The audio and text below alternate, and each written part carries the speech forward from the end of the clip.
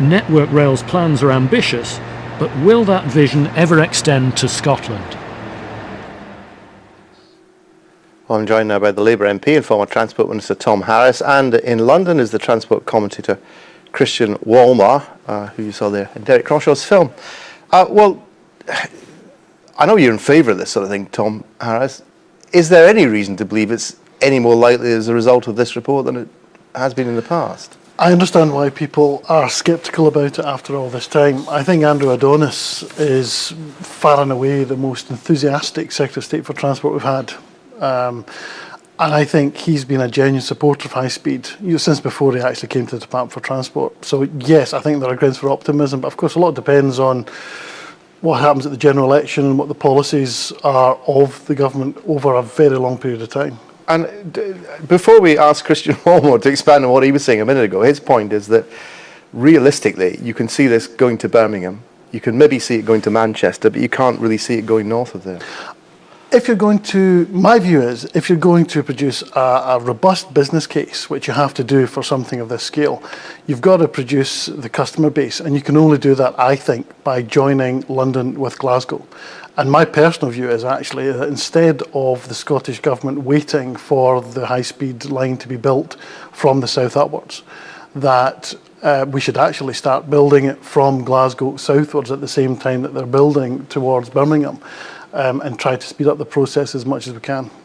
Well, Christian Wolmar, why are you so sceptical about this going all the way? I mean, in the documents that Network Rail produced today, they claim that the returns on the investment are actually higher if the project goes all the way to Glasgow and Edinburgh than if it stops short of there.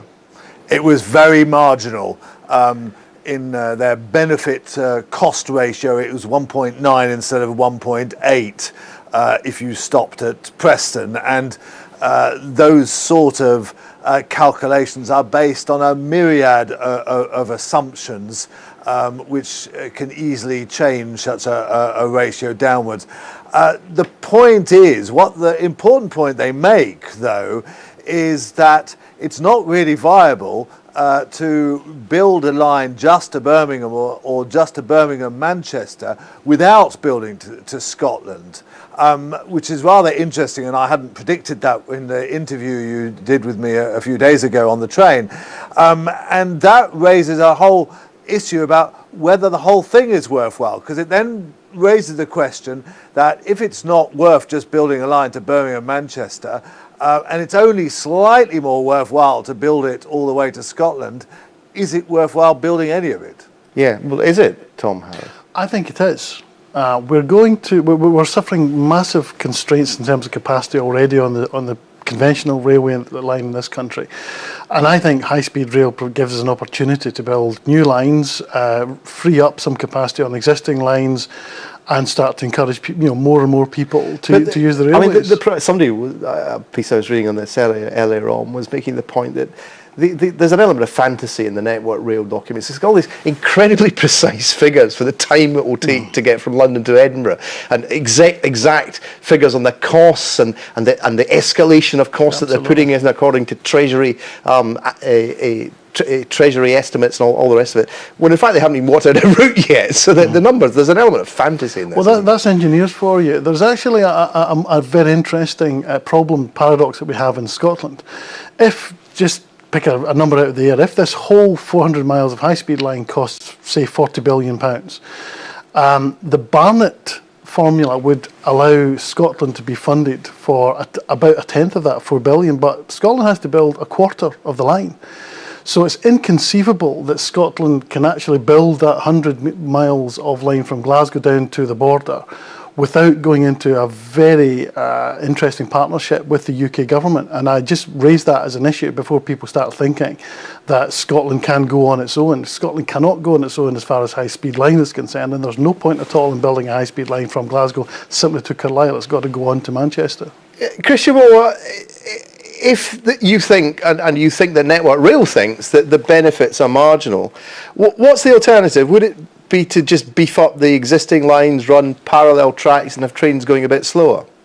Well, that's certainly, well, not necessarily slower, but that's certainly an option, is the kind of German option where they don't build high-speed lines from point to point, they merely improve bits of the existing network. So the high-speed trains come on and off the high-speed bits and then use classical bits.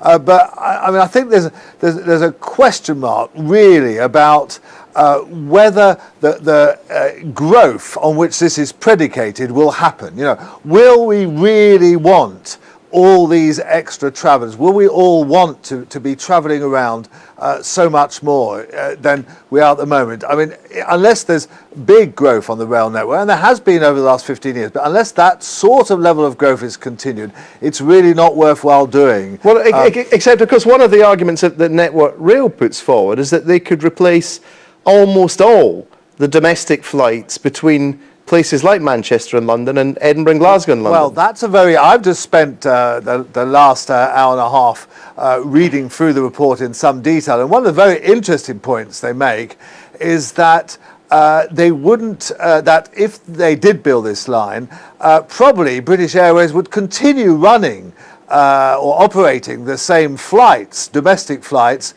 because they use Heathrow as a hub, and therefore it wouldn't actually take those flights out of the air. There would be no positive greenhouse gas effect. Of course, some of the passengers might take the train, but the planes would still be flying, and therefore we'd get both the extra greenhouse gases from the train and also retain them from the plane. That is a point, Tom Harris, isn't it? I mean, I'm not sure they took this into account. If you're going on holiday via Luton Airport on some airline, and you have to get a flight that originates at Luton Airport, and the airline says, we'll give you a deal, you can fly from Glasgow to Edinburgh, people are still going to do that. You know, air travel is with us and will be with us always, and actually I don't have a problem with that, but I think we should give people the choice. Now, what's been shown in the past is that if you improve rail services, for example, to Liverpool, the standard flights to Liverpool now no longer exist because of the high standard of rail services between London and Liverpool. The vast majority of people who travel to Manchester from London now go by train because the service has improved. If you provide a service, people will use it. That's what the experience has been in Britain.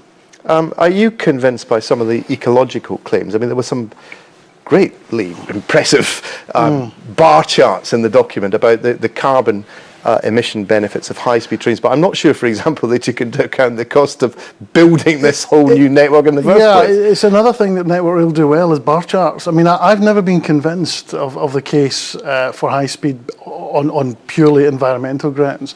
I think the strongest case for high-speed is actually in improving capacity, and there are some fairly high-profile environmentalists who are opposed to high-speed specifically because they feel it's actually going to be damaging to the environment, although I don't agree with that. All right, Christian, well, I'm just interested, given today's developments and what you think, not what you think should happen, what you think will happen, and have you revised your view since you were on the train with Derek? Well, I think there's some momentum behind this, and I'm very pleased about that because I think this really ought to be assessed thoroughly. But, you know, there isn't going to be the first sod of earth turn for at least 6 years. There'll have to be some very detailed studies on the environmental effects, the economic effects, and so on. And I welcome that. Do I think it's going to go all the way to Scotland? I'm afraid not. I still think that ultimately it will stop at Birmingham, Manchester, if it's ever built. All right, we'll have to leave it there. Thank you both very much indeed.